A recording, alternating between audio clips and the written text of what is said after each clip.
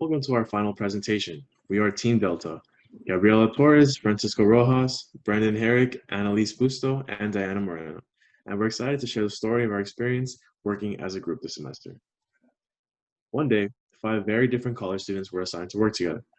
We are a very diverse group coming from very different majors and cultural backgrounds. I'm Francisco. I'm Brendan. I'm Gabriela. I'm Diana. And I'm Annalise. Thank you, everyone. And with that, we formed Team Delta. Diana is going to take this opportunity to share more insight on how we brought our different cultural backgrounds together. Yeah, that's right. Thank you so much, Francisco. I want to talk about diversity and the effects of the culture because it is incredibly crucial for any group or company success. Diversity can enhance a group's performance. If a group's communication process allows members to integrate their diverse perspectives, then most likely diverse groups like our group come up with more creative solutions. For example, brainstorming ideas about the podcast. And even with this final project, we all decided we wanted to make it fun and funny. Diversity can be an important source of positive synergy and creativity in all areas of American work, but only if we can appreciate and work with our differences and not against them. And this is exactly what our group did and how we operated. Talking about our personal cultures was an example of our group diversity. It impacted the way we did things and still do. For instance, Francisco mentioned to us that he is half Japanese and Peruvian. Annalise mentioned she is Filipino. Brendan is half Lebanese and Caucasian. Gabby is Guatemalan, and I am Native American. Because of the diversity in our group, we were able to relate to one another based on our culture awareness. And this gave us the understanding that we come from a collectivist culture. Group culture is the pattern of values, beliefs, norms, and behaviors that are shared by group members and that shape a group's individual personality. For instance, some groups behave informally with lots of joking and low power distance, while other groups adhere to strict formal interaction rules with polite, controlled communication. We immediately decided we were not going to be too formal and create a group culture that is relaxed or chill and yet get things done. This was how the interplay between communication and group culture was adhered in our group. Now I'm going to give it back to Francisco. Thank you, Diana. And now we're going to pivot and share how our group experience began. We did get off to a rocky start as our first proposal did not receive the grade we had aimed for. As you can see here, we were very unhappy with our grade. So we got together to come up with a plan to improve our grade, and we all agreed to step up our performance. We were able to greatly improve our grade, and Annalise is going to take this opportunity to explain how we got there. Thank you, Francisco, for introducing our group and explaining how we started. Now I will talk about where we ended up. We used the system theory, including throughput, output, open system, feedback, and input to achieve success in our group. Input variables are components from which small group is formed and that it uses to do its work, including members, the reasons for the group's formation, resources such as information, expertise, computer technology, and environmental conditions and forces that influence the group. It is informing the group of your knowledge that is helpful towards the project. For input variables, Francisco had informed us that he was knowledgeable in technology and podcasts since he had done previous podcasts and he knew how to already record and edit them. For throughput, according to our book, it's of a group involve how the group actually transforms inputs into final products, how the system functions, what it actually does. This is where the development of our roles came to be, the rules and norms that we wanted to follow to complete the task. For this, we discussed about our schedules and when the best times to meet were. We also agreed that we wanted an A on the project and that we would meet as much as we could to achieve that A. We also talked about who would do what for the podcast, and we made sure that everyone was involved and doing their own part of the project. Output variables in our book is the results of our group's input variables and throughput processes, including the tangible work accomplished, such as items built, changes in the members, such as increases in commitment and increased in self-confidence, the group's effect on its environment, and changes in the group's procedures. For this, after getting our poor proposal grade back, we were a lot more committed to fixing our grade and being way more focused on getting a better grade. Open system is having resources, information, and so forth flowing freely between the environment and the group. For us, no ideas were turned away when discussing what we should do for the podcast, and we even turned to the professor for help to see what she specifically wanted us to talk about for the podcast. Speaking to the professor also helped our proposal grade go up from a 60% to an 85%. Now Francisco will talk about how we began working on the podcast. Thank you, Annalise. So this is how we prepared for our project. At the beginning of the semester, we decided that the best use of our abilities would be to create a podcast. We discussed what we wanted to talk about in our podcast, and we decided that our goal is for other college students just like us to have access to a resource that would basically help them overcome the challenges that most of us faced during the pandemic. Specifically, we narrowed it down to health and fitness. So once we decided our goal, we set a plan to meet twice a week, and we eventually ramped it up to 3 or 4 meetings a week. And when we met, we delegated a topic for each member, and we all made a script in order to present our information in a clear and structured manner so our audience could absorb it in the best way possible. Because of this group effort to organize our information, once we did record our rough draft, it was so good that we didn't need to edit it that much. We finalized the recording and titled it the College Conversation Podcast, which is currently available on Anchor and Spotify. The takeaway from this experience is that our team collaborated in an open and imaginative way while also being very efficient and organized. Now, Annalise is going to share about how we bonded as a group this semester. Thank you, Francisco, for explaining our podcast preparation. Now I'll talk about our group bonding while we worked on it. Fantasy refers to the creative and imaginative shared interpretation of events that fulfill members' psychological or rhetorical need to make sense of their experience and to anticipate the future. When a group member says something not directly related to the present task of the group, the member has introduced a fantasy. A fantasy chain is a series of statements by several or all group members in which a story is dramatized to help create a group's view of reality.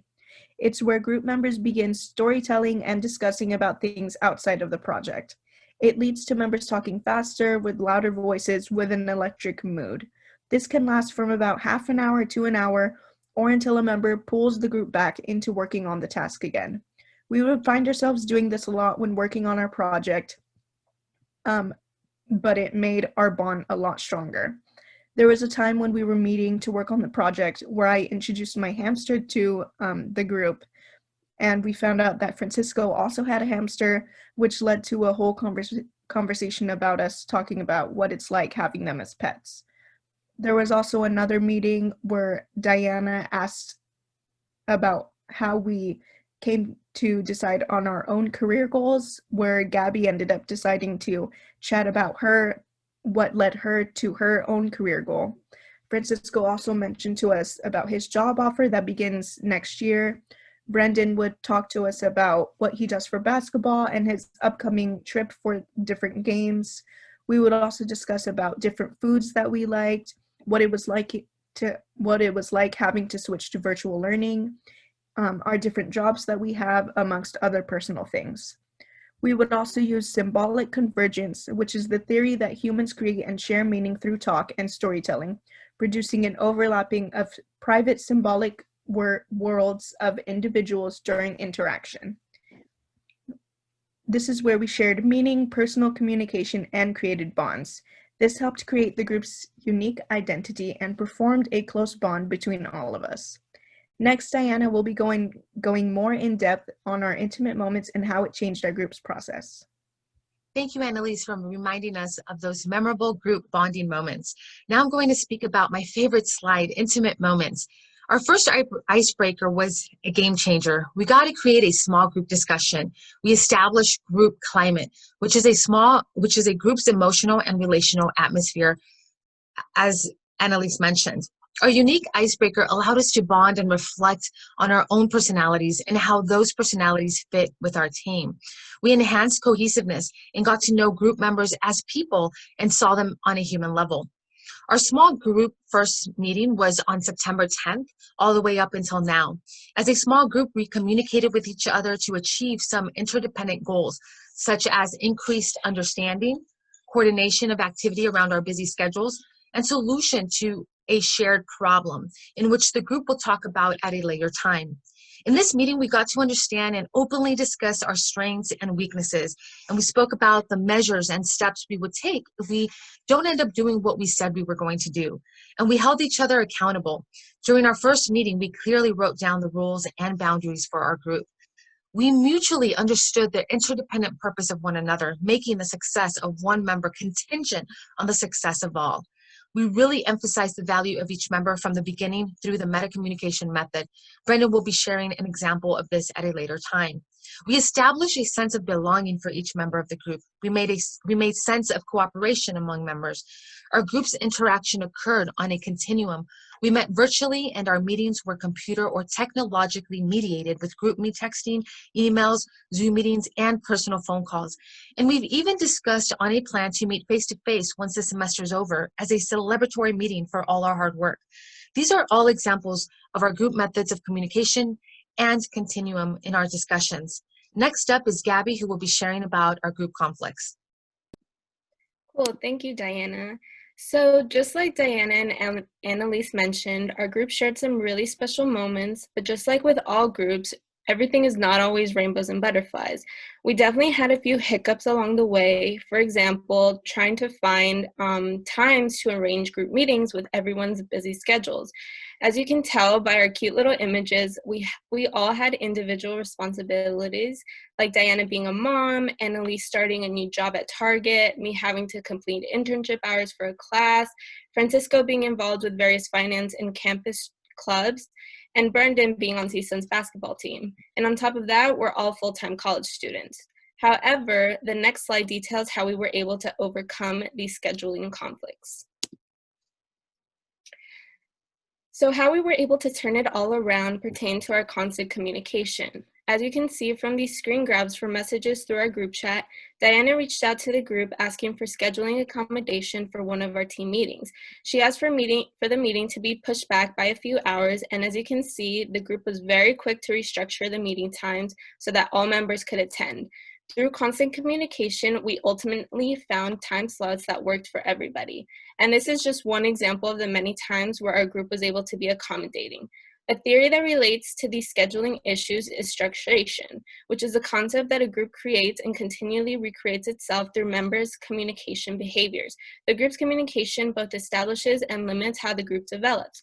So basically, through communication, our group developed into a more flexible approach in an effort to include everyone in team meetings. So to recap, this is an overview of how we overcame negative issues. Moving on to the next slide. We also strove to emphasize positivity. We showed solidarity where we indicated positive feelings towards each other, reinforcing a sense of group unity and cohesiveness, which again is a degree of attraction members feel for the group.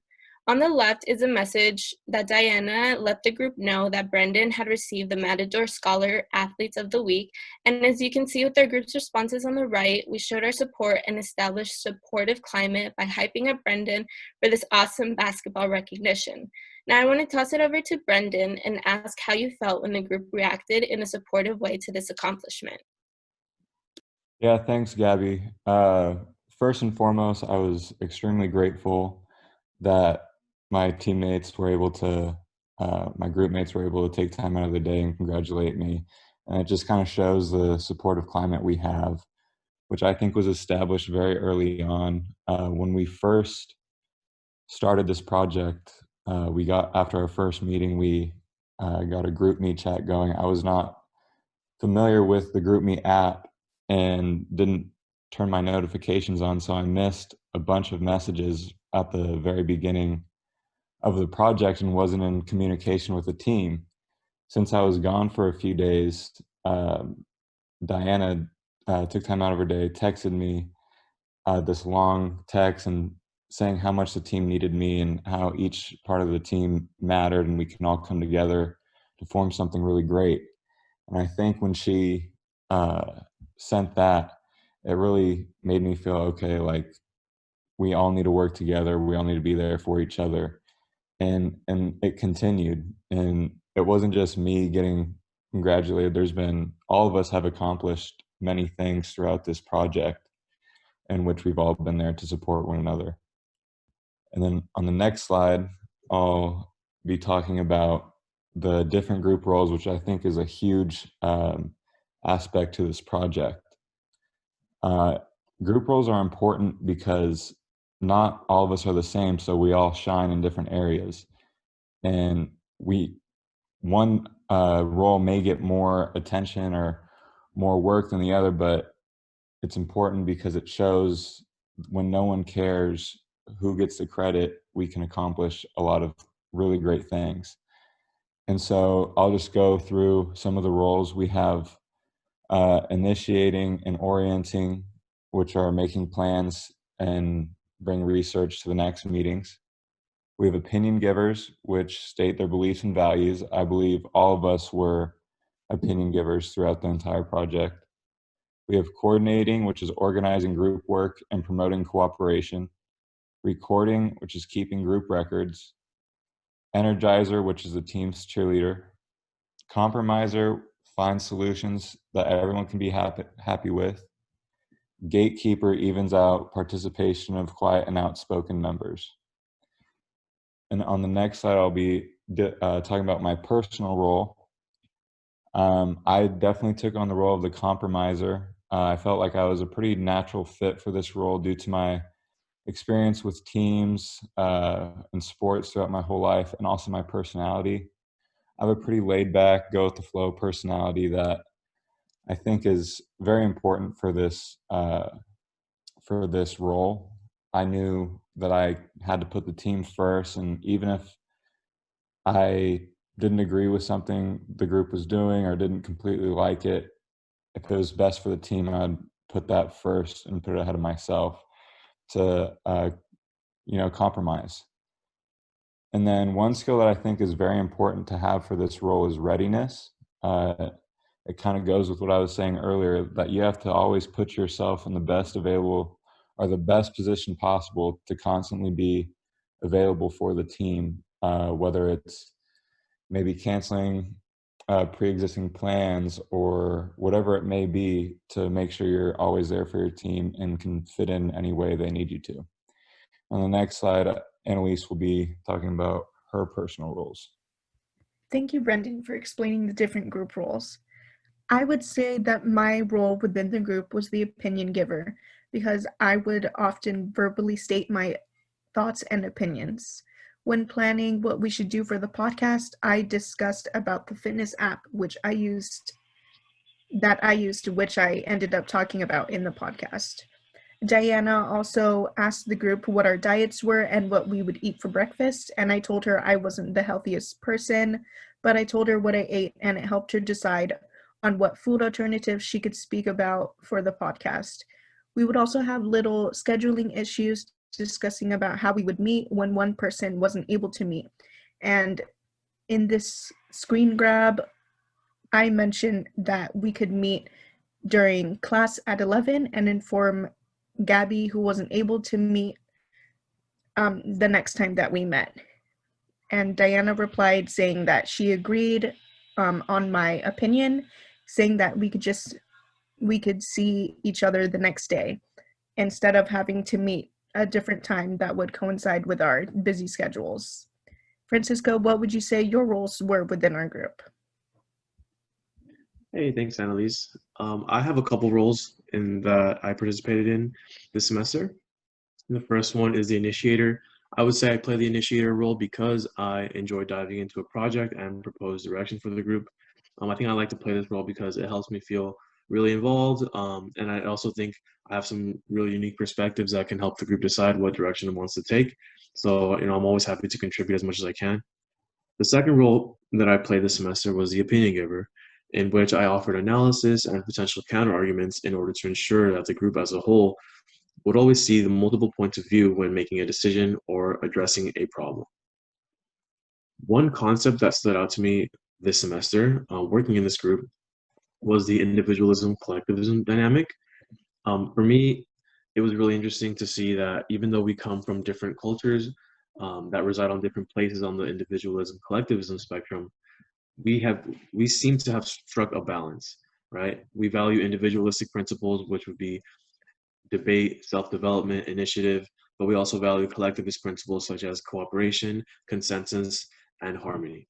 For me personally, I would say that harmony is one of the most important principles to observe, because no matter what group you're in, if you don't have a cohesive unit, it's not going to produce great results. And I've had the good fortune to be a part of a lot of great groups, and my priority in those groups has always been to maintain the harmony in the group. Next, Gabby's going to touch about her roles this semester. Cool, thanks, Francisco. So my role, one of the roles that I played was the observer and interpreter, which monitors and interprets feelings and nonverbal communication and also expresses group feelings. So one of the things that stuck out to me early on was that me and Diana were the two members that were a little bit more involved and outspoken than the others. So I took it upon myself to bring this up to the group during one of our meetings, and the result was that the group heard me out and got more involved by setting up Zoom meetings and sending out reminders. A term that goes hand in hand with this is role emergence, which is the informal role a particular member holds in a small group and is worked out in concert with the other group members, primarily through trial and error. So it definitely took trial and error for our group to adopt a distributive leadership approach and begin putting it into practice. But at the end, we all learned how to contribute equally. So moving on to the next slide. The second role I played pertains to the work done with the podcast, in which I was the information giver, which means I researched, organized, and presented relevant info to the group. Basically, I researched on different corporations and studies that offered information on how COVID has affected people's diets and exercise routines. I then presented this info to the group and incorporated bits and pieces into the podcast episode. And that's it for me. Now I want to hand it off to Diana, who will explain her roles played in the group. Thank you, Gabby. The roles that I played in my group, to name a few, is a boundary spanner, in which I would initiate transactions to import or export needed resources such as information or support. This meant, for instance, when my group mates missed 2 class sessions in a row, I went back to the group and brought back valuable information received from the professor to ensure the group's success. I also organized the group's work by setting up our calendar meetings on GroupMe. I sent out emails and set up our Zoom sessions and recordings. I did personal phone calls to each member of the group, and I promoted teamwork and cooperation. I often used meta communication to our group in the following messages. Quote, "We are meeting on Monday at 11 a.m. for our group meeting, and I appreciate each and every one of you. Thank you." End quote. My next roles and my continued page, I want to add that I felt I was strong at interpreting signals. This is called cognitive complexity. Often cognitive complex members ask more questions and provide more objective information. They do not presume to know the other's viewpoint and are open-minded. For example, I was mindful to ask and include the group's thoughts and input on what we discussed. I would say to them, "What do you think about what I just said?" Or, "This is a great opportunity to ask the professor any questions you might have." Or, "How can I approach you next time? I noticed I might have rubbed you the wrong way."